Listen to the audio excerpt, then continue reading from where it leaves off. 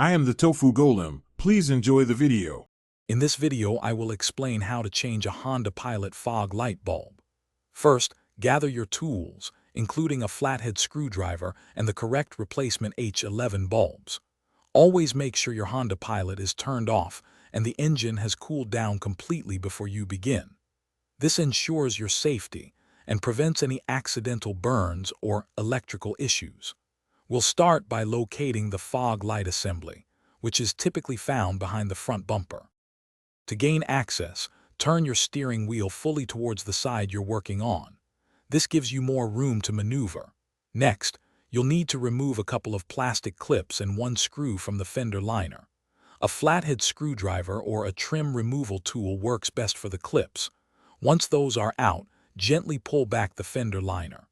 This will reveal the back of the fog light housing, making it accessible for the next steps. Now, carefully disconnect the electrical connector from the old fog light bulb. It usually has a small tab you need to press. Once disconnected, grasp the old bulb and rotate it counterclockwise about 1/4 of a turn. It should then pull straight out.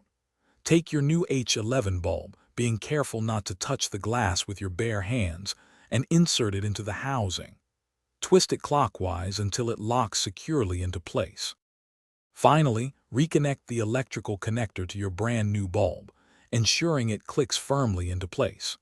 Before you put everything back together, turn on your Honda Pilot and test the fog light to confirm it's working correctly. Once confirmed, reattach the fender liner with the screw and plastic clips. You've successfully replaced your fog light bulb. Check the description for a link to Little Trees, Black Ice, and other great deals. Thanks for watching. Consider subscribing if we helped you today.